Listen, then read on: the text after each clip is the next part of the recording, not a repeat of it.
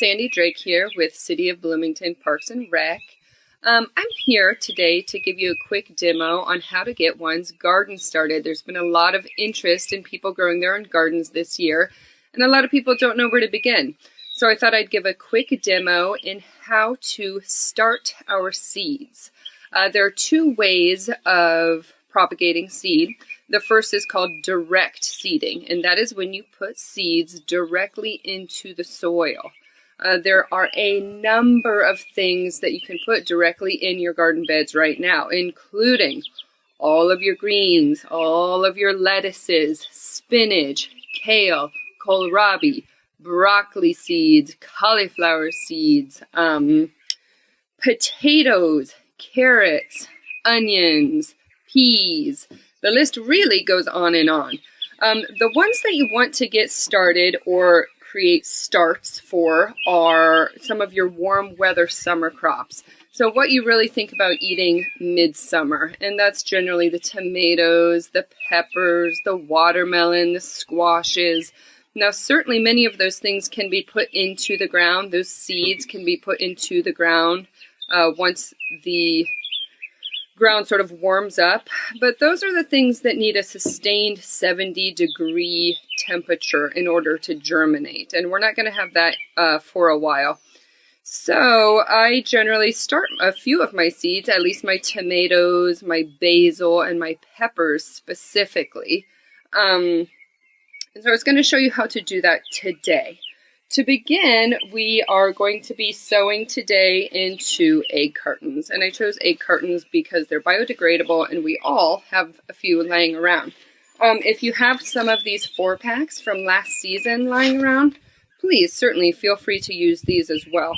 Recycling is certainly better than throwing them away, and these are unfortunately not recyclable. So I have picked up an organic seed mix here.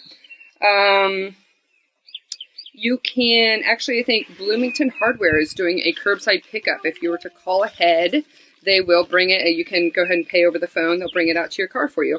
So I'm just filling it up. I'm filling it actually all the way to the top. And then I'm just going to kind of smooth it out. Kind of distribute some of that soil. Smooth it out. You want to make sure that before you begin, your soil is moist. If you have a really dry soil, maybe from last season, or it just dried out in the warehouse, it becomes very difficult to keep those seeds moist and you're just constantly playing catch up. So once it's all evened out with some moist soil, take your fingers and just put a little indentation right down the row. Today we're going to be starting a San Marzano tomato. So I find the easiest method of starting these is the tap method. So I open my package and I get those seeds right down there on the end. So they're just right at the edge there. And I put 2 seeds per cell. Now we do this because tomato seeds are pretty reliable, but if you're using an older seed, and I often save my seed in a cool, dark place. Refrigerator is actually ideal place to keep your seeds year to year. Sometimes I have 4 or 5-year-old seed that I'm still using, and each year their germination becomes less and less. These are for this year, but I still sow 2 seeds per cell, just to make sure they all come up. Rule of thumb is that you take the diameter of your seed and double it, and that is how much soil you want to put on top. So you can see this is a fairly small seed, maybe 1 millimeter across. That means you're only going to want to put 2 millimeters of soil on top. That's very little. Since we made those indentions, I'm just going to take that outer soil and just push a little bit right on top. Because if I were to take the cup and sprinkle more on top, it's possible that your seeds wouldn't come up, or it just takes an eternity for them to come up. So once they're all covered, nice and covered, give them a spray. Now I choose a spray bottle because when there's such tiny baby seeds like this, trying to get a start, this is not very disruptive at all. Once they're a little bigger, I might move to a watering can or hose, but certainly this is effective for right now. You're going to want to then put this in a south-facing window, and that's primarily to keep it warm because, as said, these tomatoes, your basils, your peppers, they're all going to want to stay really warm until they germinate. And they actually don't need light until they do germinate. So if you have a warm spot that is not necessarily in the sunlight until they germinate, feel free to keep them there. It's only after they poke out of the soil that you're going to want to put them in the sun, preferably a south-facing window. Next thing I do is label. So I, of course, generally start with the date, today being April 1st. This is a San Marzano, so put the name of it. And I always like to add a little extra information, which is how long it takes. And these are an 80-day harvest, so 80 days. Now, that being said, I want to assure you, don't feel behind in gardening right now. Nobody is behind in gardening right now. We have such a long season that all you have is time. So don't feel like rushed to get your garden ready or even set. If you're starting seeds or even plotting still in what you want to put in your garden, then you're right on schedule. These are some head lettuce that I started last week. And you can see actually there were two different varieties here, and these were a Butter Crunch. This is actually a Romano. The Romano really went for it, whereas the Butter Crunch, they're just now starting to emerge. They're about a week behind the Romano here. But you can also see I had a 3-year-old helping me. She's rather effective in her seeding. I have certainly more per cell than one. So what I'm going to do is just take my garden shears here, and I'm going to clip. I'm going to find the most robust and thickest, not the tallest, but the happiest looking of these, and leave it. And then clip the rest. Now I'm clipping these as opposed to pulling them, as to not disrupt the roots of the entire cell. And I'm just going to clip out the ones that I don't want, which is going to let the more robust ones thrive. When we do have things like this indoors, you're going to notice that sometimes you'll see them stretching for the sun. They kind of become leggy. In order to avoid that, when you water them every day, turn them side to side. So then they're not stretching in one direction and they get the sun from both sides. That kind of prevents them from getting too leggy, as we call it. There's also another way to start veggies, and that is using your kitchen scraps. Here you can see I have some onions. I'll probably put this in this container. Was cooking dinner one night, cut off the top of an onion, just put that right down in the soil. And you can see it kind of has two heads here, where I'm probably going to get 2 onions out of this. Probably did that about 2 or 3 weeks ago. And again, put it in that south facing, keeping it moist, really happy. As well as beets. Here you can see, cut the beets off the top, making dinner one night. And just put that flat edge where I cut them right in the soil, and they are going to produce some really nice greens. I love beet greens, and so I'm kind of just growing these. They're going to get beautiful for the summer. There's all kinds of things you can do that with, though. Celery, Romano, lettuce, all kinds of lettuces, actually. That is how one starts their potatoes, in fact. If it has an eye, I generally cut my potatoes into fourths. And that same rule of taking the diameter and multiplying it by 2 still applies in terms of how much soil you're putting on it. So when you're talking potatoes, you might be putting those about 4 inches down, even 6 inches down sometimes. That's where they're going to want to be before they come up. But speaking of, potatoes are ones that can be put in the garden right now. So let's head down to the garden, see what we can do down there.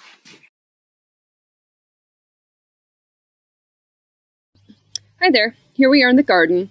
You can see that I have chose to have raised beds. I live actually in a rather impressive floodplain, which means every time it rains heavily, we flood out. In order to prevent all of my crops from flooding out, I've raised my beds, which really just required a shovel, pulling it over, making walkways, and now when it rains, those walkways do fill up with water and my beds stay dry.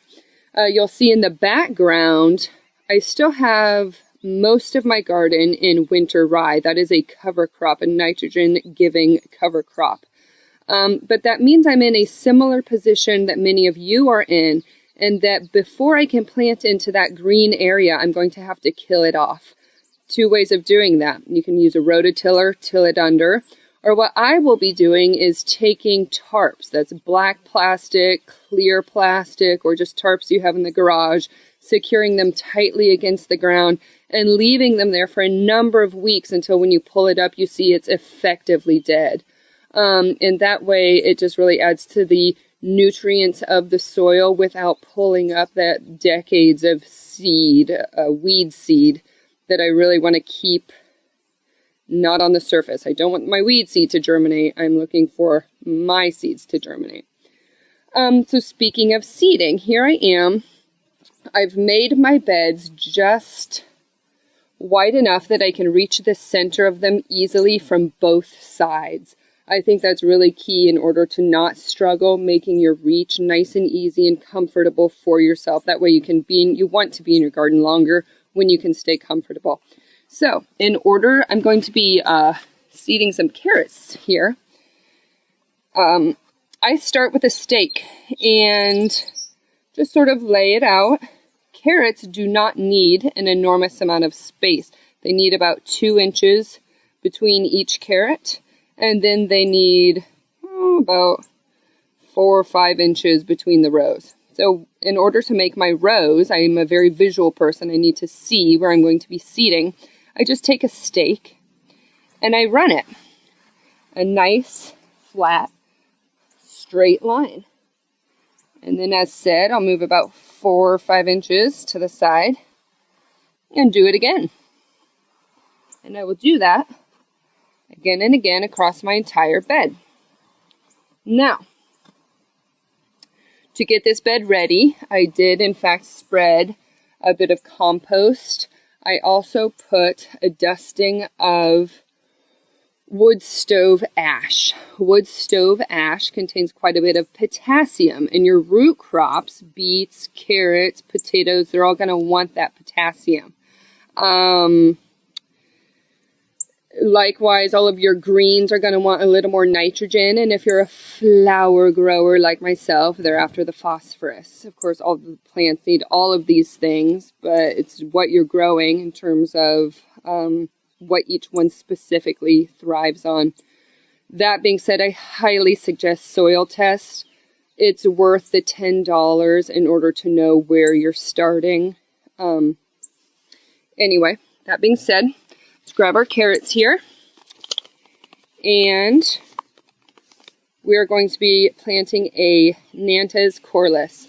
I actually got these seeds when Kmart on the east side closed about 4 or 5 years ago. So they were going to be dumpstered, and I said, I will take these seeds, and I've been keeping them in the freezer ever since. That being said, they're 4 or 5 years old, and carrot seeds are really rather soft, meaning they don't stay wonderfully. I'm going to be seeding heavy, and I generally do seed heavy because I'll simply thin them out. Again, the tapping method, you have a lot of control with the tapping method, unless your cat gets in the way. Yep, just tap them on out.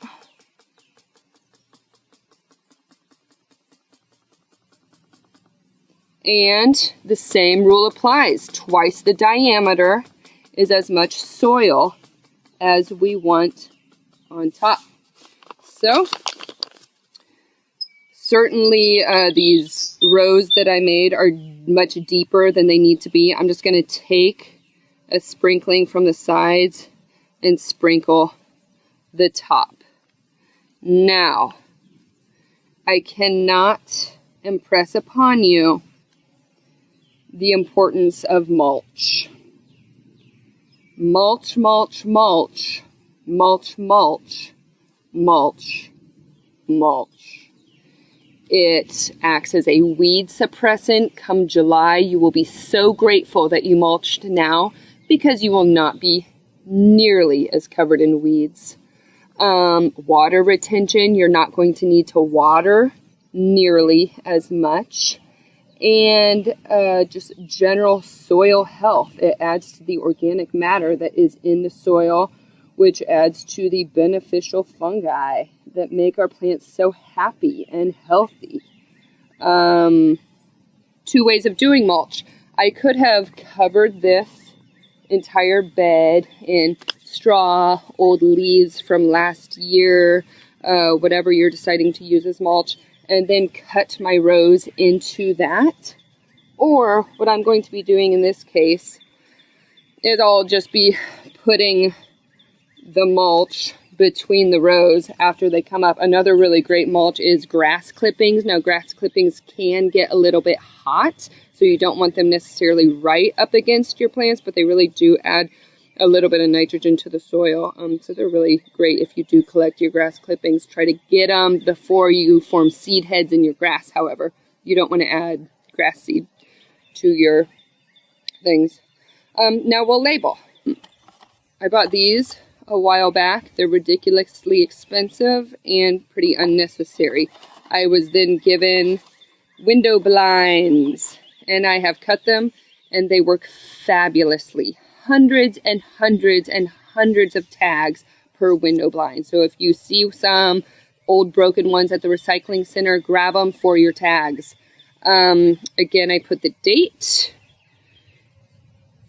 3/1, the kind of carrot, Zenantes, and I personally like to know when they're going to be ready. Days to germinate, 14 to 20, so they do take a minute, a couple of weeks.